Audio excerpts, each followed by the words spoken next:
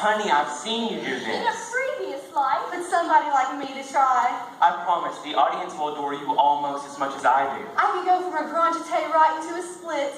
And you're looking just fine. Impossible, I know, but somehow I do it. Oh, one of you is the killer. Would you please take her next? Your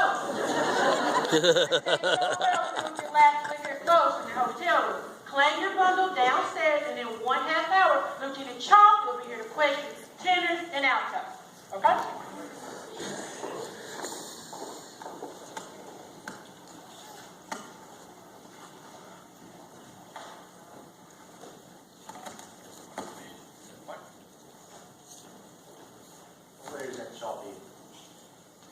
Ah, Lieutenant, rising from your interrogation chamber to grace us with your presence. I just thought I'd stretch my legs. I've been stuck in the green room all day. At least you got to sleep in your own bed last night. Oh yeah. Sorry about that. I intrigue you, don't I, Lieutenant? Yes. Also the director and a murder suspect. Lieutenant, I got what you wanted. Oh, thank you. And did you get the clothes from Nicky Harris I picked out? Yes, nothing but blues and greens, just like you asked. But, are you trying to set some kind of trap for her? Oh, no, no, no. I'm trying to match her eyes.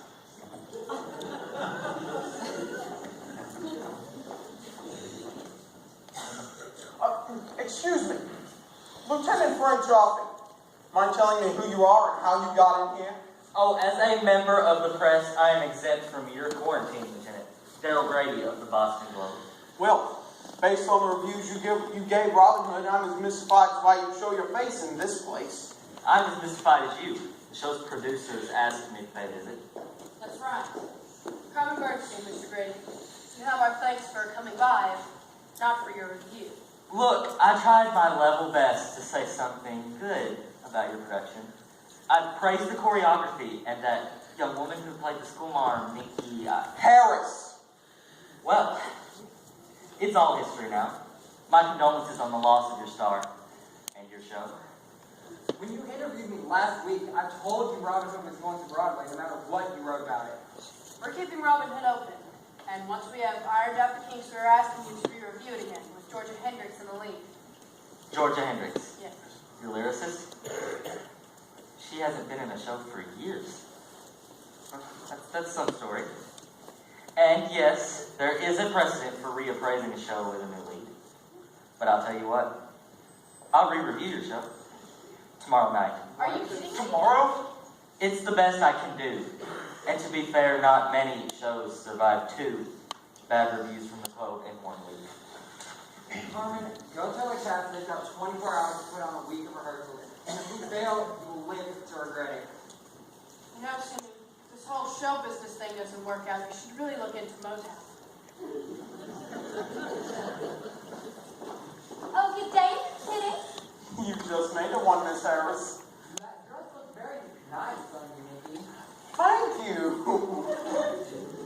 And if it is Mr. Daryl Grady from the Boston Globe, am I allowed to offer my thanks for the kind words you wrote about me? My apologies, Miss Harris, but I try not to fraternize with the artist I review.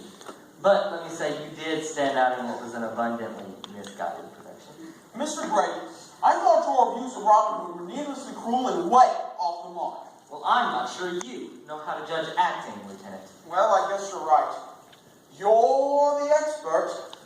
Which is why I regret to inform you I'm now placing you under arrest for the crime of murder. What? This is insane.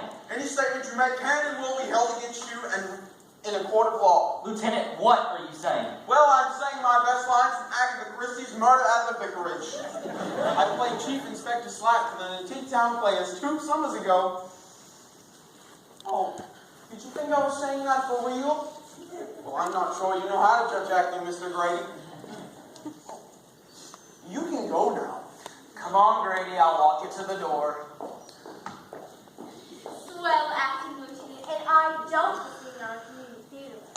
I'm in college. Oh, well, thank you. And may I ask how your investigation is going?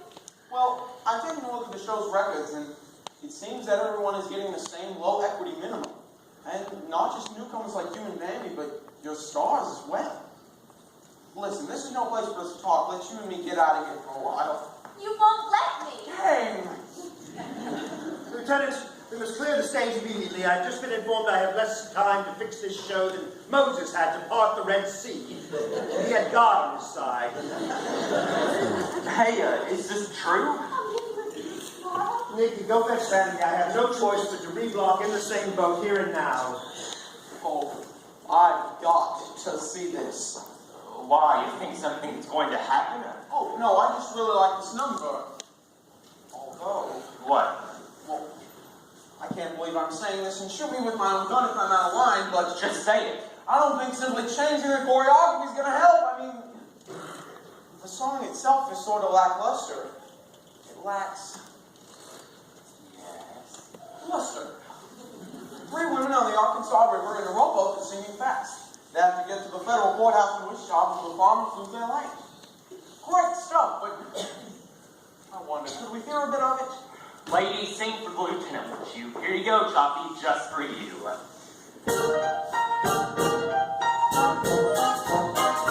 Same boat, on the same sea, drinking inside as the tide keeps rising. Carry a ship, carry a sail, carry a soul on the whole horizon. So we are not discouraged.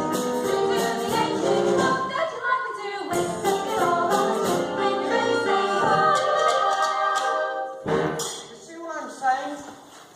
For such a big moment in the show, it's sort of mild mannered. You know, strangely enough, I agree. We need an entirely new composition. Something catchier than Pink Eye. Oh, you want a hit? Yes, Aaron, and none of your failed musical attempts. None of your Eine kleine trunk music. Listen, Chris, if you expect me to come up with anything, you have to find me a little alone time with my piano and my writing partner. Your writing partner is now my dancing partner. And if she doesn't get the saloon number under her belt tonight, we're all finished sharing. And I need to see that number in full dress regalia this instant. Johnny, I need to see the company at the end of the Act 1 finale from the bars at the bar at the Bobby Bar Saloon. Say it then. I cannot say that again. Listen, Mr. Belly's rehearsal takes priority, so you three, if you need to change costumes, please go right ahead. And Bobby, make sure they know that when they're finished, they need to go down to the green room where Detective O'Farrell is waiting to fingerprint the entire company. That should buy you a few minutes alone with your piano, Mr. Fox. Alone, right. Must be tough having to create when your writing partner is Otherwise engaged. May I ask, only because I've wanted this my entire life, which would come first, the music or the lyric? Same answer as the chicken or the egg.